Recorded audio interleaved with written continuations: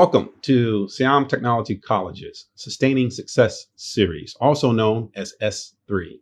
This sustainability education podcast aims to showcase diverse roles and best practices in sustainable business, climate change, net zero, ESG, and other sustainability topics, and inspire both learners and leaders through real-world examples.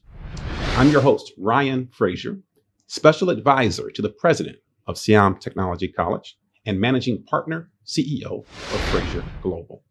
My co-host is Mr. Art, STC Professor and Sustainability Education Program Associate. Today, we are pleased to have 𝗠𝗀 the Section Head for the Group Sustainability at 𝗙𝗿 Public Company Limited. สวัสดีครับ สวัสดีค่ะ สวัสดีครับ It's a pleasure to have you. Alrighty. So, gosh, I know that you've been in your current role for about 3 years now. Correct. Tell us a little bit about your career journey. My career journey. Okay. I think my career journey started from my own interest in environment. So environmental issues, concern about environment since I was younger. And then I started so my first job, I was in a cosmetic industry. And then I started to hear the word sustainability and also environmental issues that related to business, how business can be responsible for environmental issues. Then I decided to study bioeconomy, which is one part of sustainability. That's where I learned more about sustainability in different perspectives from different discipline. Then when I came back from studying bioeconomy, I started working at 𝗙𝗿. And when I started working at 𝗙𝗿, my first job was to support in sustainability report preparation. And that's where I learned about standards like GRI standards, which is a reporting standard. So I learned a lot on how to report what sustainability topics are in trend right now, or what issues that stakeholders would like to know or would like you to disclose to them. Yeah, and I think my second project was the carbon footprint calculation, where I work with the consultant and factory team who help us collect the data. And that's where I learned how to calculate carbon footprint of organization in the factory boundaries. That's where I learned the relation between operation activities and the impact that we could make regarding GHG emission. Some real world experience there. I want to ask you though, before we get more into the technicals, if you will, of kind of some of the work you do today, what are you most passionate about? Passionate. So as I mentioned, that my interest is about environment. So I always concerned about environmental issues. I want to take part in reducing the impact as an individual. But as I work in a company, then I'm trying to make an impact through business as well. Yeah. Now, you are a section head of the group sustainability. Describe a day in your life. Okay. A day in my life as a sustainability officer in general. Yeah. So mostly or mainly, actually, I'm driving and ensuring that our sustainability initiative has been executed throughout the year. So if I get to divide it into three category or three main tasks that I have to do. So the first one is to drive and ensure sustainability initiative throughout the year, almost every day. Second part, as I mentioned, I have to do the sustainability report, which actually this is a big chunk as well in the year. Because we have to report our sustainability performance that we've done through the previous year. So we have to report this to our stakeholders.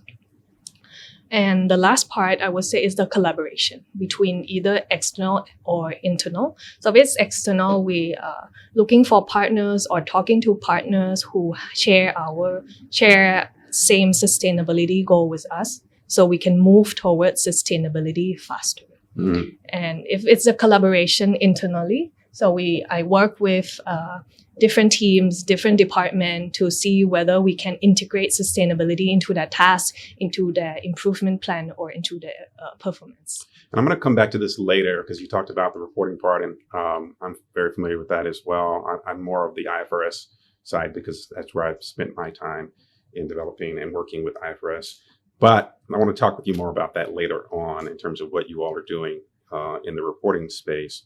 But here's a question I thought was interesting, and it may seem a little weird, but when you think about your job over the past 3 years, can you tell us something that, I don't know, might surprise people about your job? Something they wouldn't think about, something they would never think, oh, wow, she does that. Anything come to mind?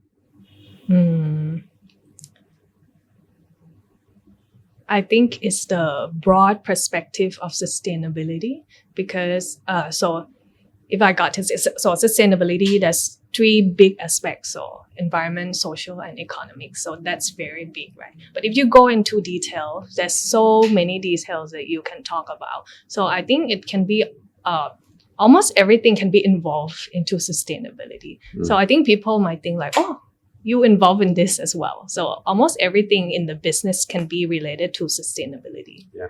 So many people, I think, still, like, unlike perhaps those of us at this table, still don't fully understand sustainability, right? I mean, yeah, you might think environmental, but as you and I both know, it includes social matters as well as governance and economics. And so I think not everyone really understands what is meant by it. And that's a part of why we have this podcast, is we're trying to create a forum for conversations with people like you to kind of explain what you do, provide some perspective, but perhaps most importantly, help those students out there who maybe you used to be 3-4 years ago, or perhaps who have no clue what sustainability is, help them understand a little bit more perhaps than they do today. So I'm looking forward to more questions with you. So I want to talk a little bit about ESG now. So I'd love to hear your thoughts on why it's important for businesses to consider. Okay, so I would go back to sustainability first. So sustainability, as you may know, the definition of sustainability is about meeting the needs of present generation without compromising the ability of the future to meet theirs. So as a business, I think we should be responsible for that part as well. And now that's where ESG come in. So ESG is a set of criteria or measurement that measure sustainability performance of the business. So I believe it started by investor who want to know, okay, we want to measure your sustainability performance, but then we come up with the ESG indicators, like many indicators. Yeah, so that's why business have to consider ESG. Then if I'm going to touch in the each alphabet, so E, S, and G, giving an example of 𝗙𝗏 itself. So 𝗙𝗏 is an agri-food company. We source a lot of raw material, agricultural raw material. So as you may know, or as you might heard of, that agriculture can cause environmental impact, right? So can contribute to greenhouse gas emission as well, can contribute to soil erosion, biodiversity loss as well. So here in this part, that how can we tackle this? How can we reduce the impact that the agricultural might cause or might affect? And then we are still at the agricultural part where there's a lot of farmers, and in Thailand there's numbers of farmers that doing this job, doing agriculture. So how can we improve their quality of life? How can we improve their income? This is the social part, and farmers is our external stakeholders. But considering internal stakeholders is our employee, right? So we have to take care of their health and well-being as well. Not only benefit or not only money that we can give to them, but how are they going to work with us happily every day or almost every day that they're working in a company. And then coming to the last letter is G, so governance. Governance, so as business, we need governance, we need structure to help us aligned our sustainability initiative with our business goal. So how can business and sustainability go together? Because I'm sure management and governance and the board team there would love to sustain the business. So how are they going to align these two together?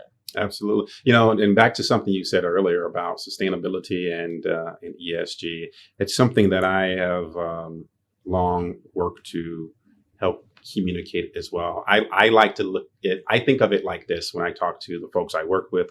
I say, if sustainability is the journey, ESG is how we measure progress. You know, and it's really how I look at it, you know, and because people think, well, what is ESG? Well, it's criteria, it's the ability to measure where you're at and how you are performing over time on very important sustainability related risks and opportunities to your specific company and or industry. And so I really appreciate you touching on that. And you actually answered one of my other questions already, so I won't recover that. But I do want to ask you, what challenges do you face in effectively communicating ESG efforts to your stakeholders? And how are you overcoming those? As a business, we have diverse stakeholder group. So from employee, internal stakeholders, farmers, as I mentioned, investor, of course, and we are a public company, so we have shareholders as well, and we have so we have community as our stakeholders as well. So different groups of stakeholder have diverse expectation towards company. So I think it's one of the challenge. How can we manage that expectation? How do we know that they expect or they prioritize this area or the focus on these topics? To overcome this challenge, we have to engage with stakeholders regularly. So through interview, through just communication, asking what they prioritize, what is the expectation that they would like company to focus on or to improve or to pay more attention on. Net zero strategies. Let's talk a little bit about that. What role does renewable energy play in your company's carbon reduction strategy? Okay, so in the decarbonization journey or carbon reduction journey that we have 3 scopes. Scope 1 is the direct emission. Scope 2 is the indirect emission from energy consumption. And Scope 3 is other indirect emission. So renewable energy can take part in the first two scope. And at Taiwan, I think renewable energy play a very significant role in reducing our carbon reduction. Because for the Scope 1, direct emission, we ship from coal to ship wood as a more clean energy resources. And for Scope 2, we implemented solar panel in our factories. So that reduced a lot of electricity consumption from coal. And we also use biogas to produce electricity as well. And the biogas is made from our wastewater from production. Wow. Yeah, one of the questions that I have since I'm not from the field of ESG, the concept of carbon footprint may seem a bit too abstract. So could you elaborate on how you would measure or track the carbon footprint in your company? Okay, so let's go back a bit on what is carbon footprint, right? So carbon footprint is to measure the greenhouse gases emission from the activities of the companies. So in Taiwan case, we measure in the boundary of factories. So if factory have any operation, any activities that require energy sources or emit any greenhouse gases, so that's already considered carbon footprint. I see. But I would say to elaborate a bit on why is it called carbon but not greenhouse gases, because there's 7 greenhouse gases that can be considered harming the greenhouse, making the greenhouse effect. So they use only carbon as they call it carbon carbon dioxide equivalent to compare and to combine all those 7 greenhouse gases. Okay. It's like methane, nitrous oxide, things And like that. if you could really link it back to ESG, which dimension of measurement would that be in? Which letter would that be in? I would say it can be in all the letters. So the most obvious one is E. So environment is very obvious that greenhouse gas emission emit to the environment and then has the effect to the world. So the temperature is getting higher. And for the S, if the company emit, then it's not only affect the company, but it's affect the society as a whole. So you also feel the heat. I also feel the heat. The animals also feel the heat. And for the G part, as I mentioned, governance should take responsibility on this, on taking care of the decarbonization journey, or what kind of investment we should have so we can reduce the GHG emission of the company. Okay, so maybe you could give us, and you've kind of touched on this, but maybe just for purposes of more clearly providing an example for our viewers, could you give us maybe an example of a carbon reduction project that is underway at your company? Two of the projects I mentioned is solar panel. So we install solar panel or on the roof also, and as a solar farm as well in our factory area, and also trying to utilize biogas in electricity consumption. And another one is more on the scope 3. Scope 3 is the indirect emission, which is actually not caused by our own operation, not in our own area, but somehow linked to us, right? So this part we are doing, it's called 𝗏 model. 𝗏 model is a more sustainable agriculture practices. So 𝗏 model consists of 3 parts, 3 components. So first one is biofertilizer. Biofertilizer that have more microorganisms that can be in the soil, so can improve the growth of the plant or the crops. Second one is mulch film, bio mulch film, to cover the soil, cover the baby plant so it can grow better when they were younger.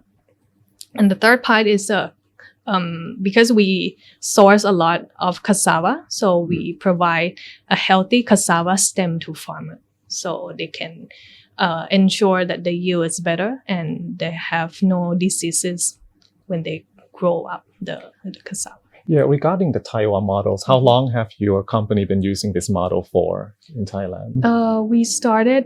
We started the pilot model in, I think, around 2 years ago, and we started to expand in Udon Thani, Thailand, in northeast Thailand. And yeah, so we will measure the result with 𝗏 from เกษตรศาสตร์ University together. So we will measure how it can improve the yield of cassava and how it can reduce the greenhouse gas emission from agricultural practices. Gotcha. Now, we talked about this a little early, and I meant to ask you this question earlier, but I just remembered. So I know that you mentioned you all currently report with respect to your sustainability reporting using GRI. Correct. Do you use any other reporting standards? And obviously, everyone is talking about the IFRS S1 and S2. Would love to hear any thoughts on what 𝗏 is doing in the reporting space. Okay, so currently we focus on reporting, aligning with the GRI standard. And for IFRS, we are under the research of how can we making a foundation in order to be able to report to align with the IFRS. Yeah, I think I mentioned before, I'm very involved with IFRS for years now, and I was having a conversation with the IFRS and was actually encouraging them to make more outreach into the Thai market for educational purposes, so that so many people like you who may have questions or need clarification or trying to figure out exactly how do we marry the sustainability risk and opportunities with our financial reporting, some of the nuances of that, so that you can get your questions answered. So hopefully they won't continue. Let me know what they answer. They say they want to do more capacity building here in Southeast Asia. I know they're spending a lot of time in Singapore, but hopefully Thailand becomes an area as well. Great. So now we move to our final section for discussion, and it really centers around career advice that you have for students, but perhaps other young professionals who are entering the sustainability field. But I always say you don't have to work directly in sustainability to have a role in supporting sustainability. So any career advice that you might have. Mr. R, I know you had a question. We'll start with you. Yeah, well, one of the question is that what if, our students would like to enter the field of sustainability? Do they need to focus on specific bachelor's degree, or what type of study would they have to, lead into? Okay, I don't think they need to study in any specific area. They can focus on what they are doing right now, because for sure, sustainability and business will have to go together. And I think nowadays getting more and more intense on focusing on sustainability, on like business should focus on sustainability. Okay. So, and as I'm working now, so even the person that's not in sustainability department, I still have to encourage them to integrate sustainability into their like plan, into their future plan. So yeah, even like procurement team, marketing, they have to think about it already. Operation team also how to use energy more efficiently, how to improve their production. And procurement team can start thinking about how can they secure the supply more sustainably, how can they source the supply more sustainable. So, and I think if you allow me to give an advice to the student, so I think they can start by learning the news or trend about sustainability, like Ryan mentioned about IFRS, like what is that standard, and mention GRI, what is GRI. They can like have can touch on that a bit so they understand a bit more. And I think when they work in a company or work with business, so they can like catch a word and understand a bit more. Okay, what about let's say since I'm focusing on language teaching for my students, my students are focusing on language teaching and pedagogy, so I'm not really sure how that would fit with the concept of sustainability. How would it apply to it? What is your opinion on or views on that?